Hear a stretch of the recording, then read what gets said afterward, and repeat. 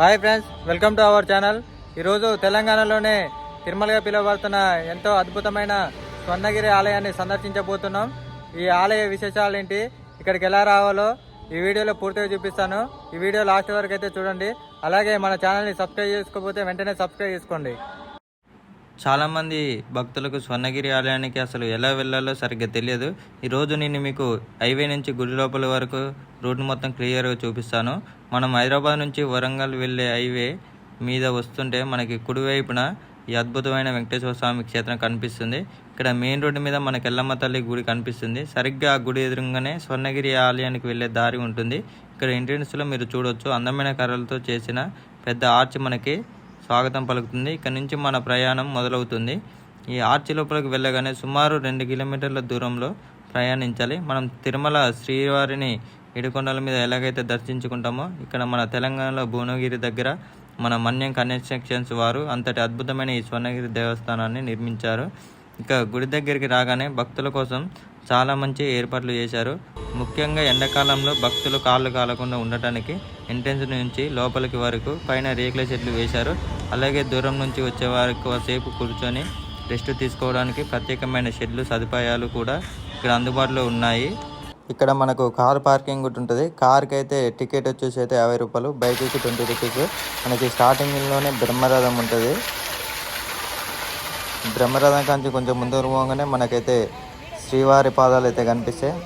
మనకు తిరుమలలో అలిపిరి దగ్గర శ్రీవారి పాదాలు ఎలాగైతే ఉంటాయో ఇక్కడ స్వర్ణగిరిలో కూడా స్వామివారి పాదాలను అంతే భక్తితో ప్రతిష్ఠించారు. చాలామంది భక్తులు గుడి లోపలికి వెళ్ళే ముందు ఈ పాదాలను దర్శించుకుంటున్నారు. స్వామివారు ఈ కొండపై కొలువై ఉన్నారడానికి చిహ్నంగా ఈ పాదాలను ఇక్కడ ఏర్పాటు చేశారు. మనం తిరుమల వెళ్ళినప్పుడు ఆ పాదాలను ఎలాగైతే మొక్కుతామో ఇక్కడ కూడా అలాగే నమస్కరించుకొని లోపలికి వెళ్ళొచ్చు. ఇది మనకు సాక్షాత్తు తిరుమల మెట్లు ఎక్కుతున్న అనుభూతిని కలిగిస్తుంది. 2 కిలోమీటర్లు ప్రయాణం చేసి గుడి దగ్గరికి రాగానే ముందుగా ఈ పాదాలకు నమస్కరించుకొని లోపలికి వెళ్ళడం ఒక పద్ధతిగా మారింది. ఇది చూస్తుంటే మనకు అచ్చం తిరుమల వైభవం గుర్తొస్తుంది. మీకు కూడా అలానే అనిపించలేదు? కింద కామెంట్ బాక్స్లో కామెంట్ చేయండి. మనం శ్రీవారి పాదంలో దర్శనం చేసుకున్నాక మెట్ల మార్గంలో వెళ్తాం కదా, వెళ్ళేటప్పుడు మనకి దశావతారాల విగ్రహాలు అయితే కనిపిస్తాయి, పాలరాతితో చెక్కినాయి. ఇప్పుడు మీకు చూపిస్తా చూడండి. పెద్ద మెట్లు ఉన్నాయి కదా, ఈ పెద్ద మెట్లు ఉన్న కాడ మనకి దశావతారాలు అయితే కనిపిస్తాయి. చూడండి, చూస్తారు కదా, మనకైతే పాలరాతితో చెక్కిన దశావతారాల విగ్రహాలు అయితే కనిపిస్తాయి. ఒకసారి అయితే 10 అవతారాల పేర్లు అయితే చెప్తా చూడండి. మత్స్య, కుర్మ, వారహ, నరసింహ, వామన, పరశురామ, రామ, బలరామ, కృష్ణ, కల్కి 10 అవతారాల విగ్రహాలు అయితే మనకైతే కనిపిస్తాయి.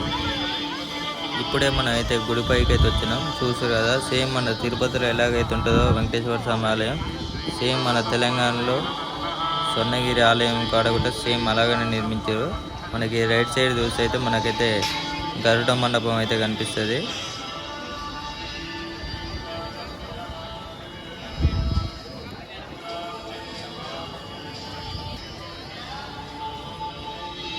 ఇంతకుముందు స్వామివారి దర్శనం కోసం వచ్చినప్పుడైతే కింద మొత్తం రెడ్ కలర్ మ్యాట్లు ఉండే, ఇప్పుడు సైడ్కి 1 వేసారు కదా టెంట్ లెక్క, ఇవి లేకపోతుండే అప్పుడు, అందుకని మొత్తం రెడ్ కలర్ మ్యాట్లు ఉండే. ఇప్పుడు ఇవి వేసారు కాబట్టి మొత్తం మ్యాట్లు అయితే తీసారు. ఓన్లీ మన కాలు కాకుండా ఒక లైనింగ్ అయితే వేసారు.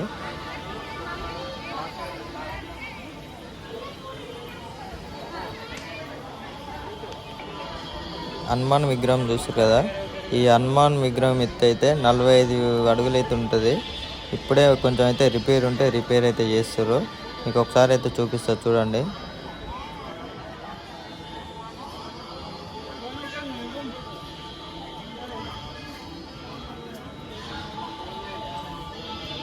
ఈ హనుమాన్ గుడి మండపం పక్కనే మనకి గంట మండపం ఉంటుంది.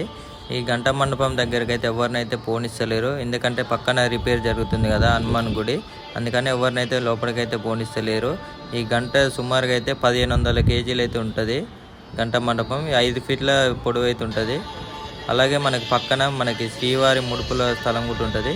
ఎవరైనా కోరికలు ఉన్నవారైతే ఇక్కడ కోరికలు కోరుకొని ముడుపులు కడితే అనుకున్నవి అయితే నెరవేరుతాయి. మీరు శ్రీవారి ముడుపుల స్థలం పక్కనే మనకి స్వర్ణగిరి గోశాల ఉంటుంది. ఒకసారి అయితే అలా గోమాతలను అయితే చూపిస్తా చూడండి.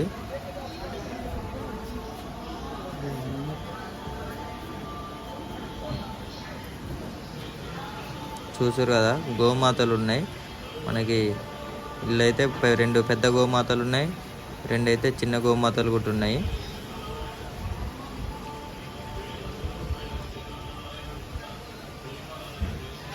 మనం జలనారాయణ సన్నిధిలోకి అయితే వెళ్దాం. వెళ్ళే ముందు అయితే మనం గుడి ముందలు ఉన్న మండపాలు అయితే చూద్దాం. మనకి శ్రీ వరాయి మండపం కనిపిస్తుంది.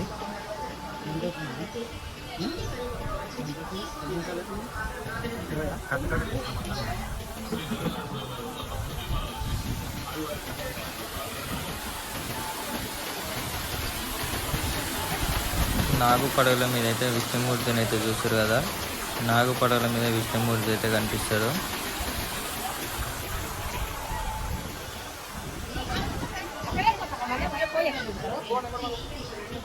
మనకి లెఫ్ట్ సైడ్లో అయితే శ్రీ లక్ష్మీ నరసింహస్వామి మండపం కనిపిస్తుంది.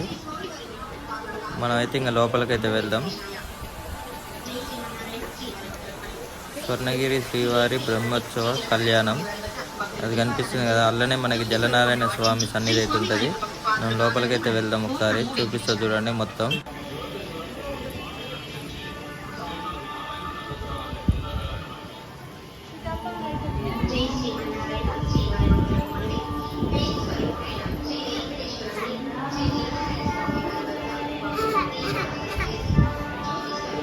చూసారు కదా జలనారాయణ స్వామిని. ఇంతకుముందు మేము వచ్చినప్పుడైతే అందులో అయితే వాటర్ అయితే లేవు. ఇప్పుడు రావడం అయితే రెండోసారి. ఇప్పుడైతే వాటర్ అయితే ఉన్నాయి. దగ్గర కూడా పోనిస్తలేరు. ఇంతకుముందు వచ్చినప్పుడైతే స్వామివారిని అయితే దగ్గరంగా అయితే దర్శనం అయితే చేసుకున్నాం. కానీ ఇప్పుడైతే దగ్గర కూడా పోనిస్తలేరు, గ్రిల్స్ పెట్టారు పోనీయకుండా. మీకైతే ఒకసారి అయితే పైనుంచి చూపిస్తా చూడండి. అలాగే మళ్ళీ కిందికి పోయి కూడా చూపిస్తా చూడండి దగ్గర నుండి.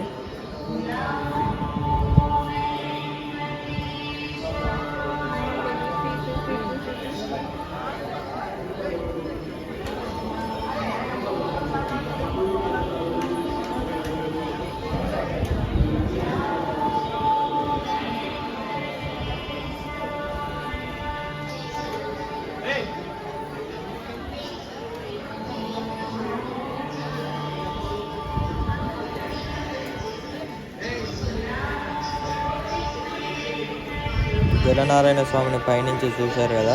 ఒకసారి అయితే కిందికి పోయి కూడా చూపిస్తా చూడండి. చూసారు కదా స్వామివారు.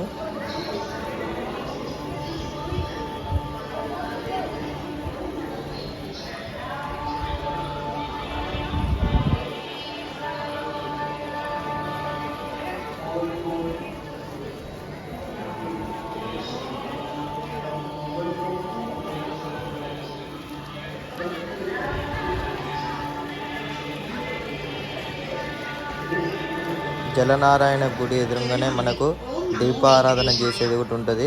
ఎవరన్నా దీపారాధన చేయాలనుకుంటే ఇక్కడ దీపాలు ఉంటాయి, దీపారాధన కూడా చేయొచ్చు. శ్రీ జలనారాయణ స్వామి వారి వద్ద భక్తులు దీపారాధన చేసి జ్యోతి స్వరూపంలో అర్చించి శ్రీ స్వామి వారి కృపకు పాత్రలు కాగలని మనవి. ఓం నమో వెంకటేశాయ. తిరుపతిలో మనకి తరికొండ వెంగమమ్మ అన్నప్రసాదం భవనం ఎలాగుంటుందో సేమ్ మనకి భువనగిరిలోనే స్వర్ణగిరి ఆలయంలో కూడా సేమ్ ఇలాగనే ఉంటుంది. మనకి గుడి లెఫ్ట్ సైడ్లోనే మనకి ఏనుగు విగ్రహాలు అయితే కనిపిస్తాయి. చూస్తారు కదా, చాలా బాగున్నాయి. అలాగే మనకి పక్కన గోమాతలు కూడా కనిపిస్తాయి. రియల్గా గోమాతలు ఉన్నట్టే అనిపిస్తున్నాయి, మంచిగా ఉంది. మనమైతే గుడి బ్యాక్ సైడ్ అయితే కనిపిస్తాయి. మనకి గుడి బ్యాక్ సైడ్ రావాలి. మీకైతే ఒకసారి గుడి బ్యాక్ సైడ్ అయితే మొత్తం అయితే చూపిస్తా చూడండి.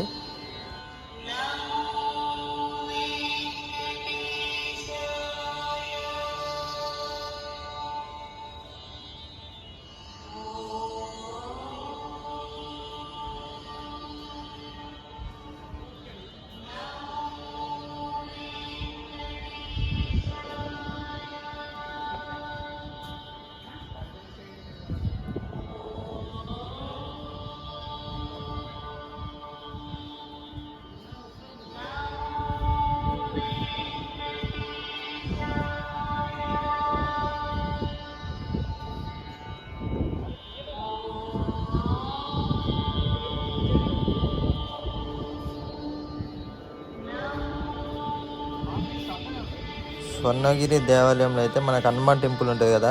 హనుమాన్ టెంపుల్ వెనుకనే మనకి గరుడ విగ్రహం అయితే ఉంటుంది గోల్డ్ కలర్లో. చూడండి, ఇది చాలా ఎత్తునైతే ఉంటుంది ఈ విగ్రహం అయితే.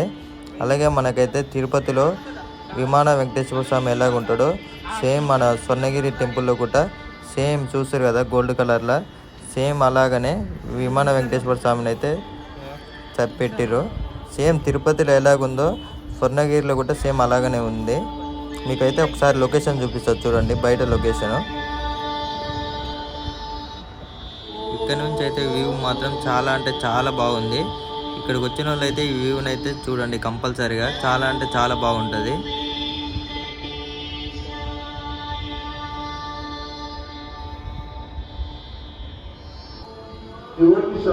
సహస్ర దీపాలంకరణ మండపం ఇది.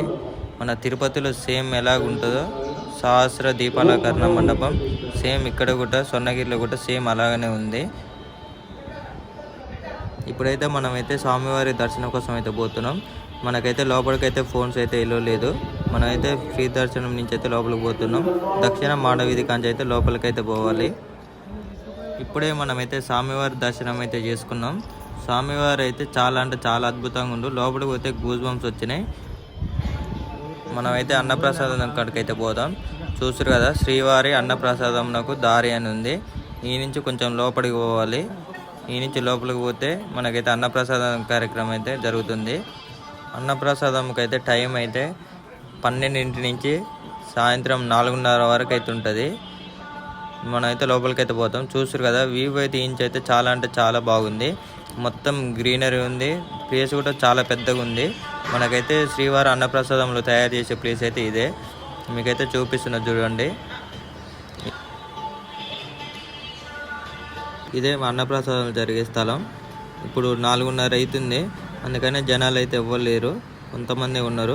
కానీ ఇక్కడ ప్లేస్ మాత్రం చాలా అంటే చాలా పెద్దగా ఉంది. ఎందుకంటే గుడి నిర్మించింది 22 ఎకరాలలో కాబట్టి ప్లేస్ అయితే చాలా అంటే చాలా ఉన్నది. మంచిగా చూడడానికి కూడా చాలా అంటే చాలా అందంగా కనిపిస్తుంది. మనకైతే స్వామివారి రథం అయితే కనిపిస్తుంది కదా, రథం అయితే చూపిస్తుంది చూడండి. మనకి గుడి ఎదురుగానే రైట్ సైడ్ అయితే మనకైతే రథం అయితే కనిపిస్తుంది చూడండి, మొత్తం చూపిస్తా. అలాగే మనకైతే కార్ పార్కింగ్ ప్లేస్ అయితే చాలా అంటే చాలా పెద్దగా ఉంది, చూస్తారు కదా. అలాగే మనకి ఫోన్లు అయితే లోపలికి అయితే తీసుకుపోయారు కదా దర్శనానికి పోయేటప్పుడు. ఫోన్ కౌంటర్ కూడా ఉంది, 5 రూపాయలు. వీటినైతే ఫోన్లు అయితే ఈడైతే మన కౌంటర్లో అయితే ఇవ్వచ్చు. మన సబ్స్క్రైబర్స్ కోసం అయితే నైట్ వ్యూ కూడా చూపిస్తా. నైట్ వ్యూ కూడా చూడండి. ఇప్పుడైతే డే వ్యూ చూసారు కదా, నైట్ వ్యూ కూడా చాలా అంటే చాలా అద్భుతంగా ఉంటుంది. లైటింగ్ వేస్తారు మొత్తం. అయితే మన తిరుపతిలో ఎలాగ ఉంటుంది సేమ్ అలాగనే ఉంటుంది. మీకైతే ఒకసారి అయితే చూపిస్తా చూడండి.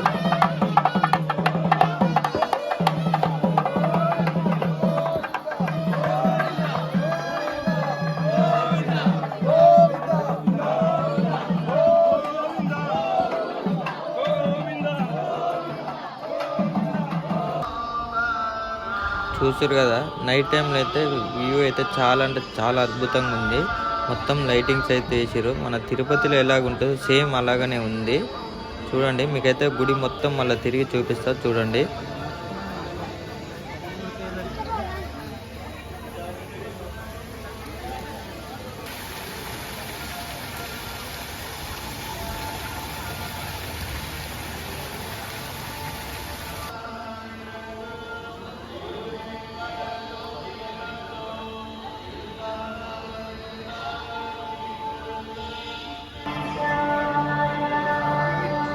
జలనారాయణ సన్నిధిలో రైడ్స్ వేసినప్పుడైతే చాలా అంటే చాలా అద్భుతంగా ఉంది. చాలా మంది అయితే డే టైంలోనే దర్శనం చేసుకొని అయితే స్వామివారిని అయితే ఇంటికైతే వెళ్ళిపోతారు. దయచేసి ఎవరైనా సరే నైట్ టైంలో కూడా ఉండండి. నైట్ అవసరమైతే ఇక్కడనే నిద్రపోండి. వ్యూ నైట్ వ్యూ చూస్తే మాత్రం చాలా అంటే చాలా అద్భుతంగా ఉంటుంది. చూస్తారు కదా.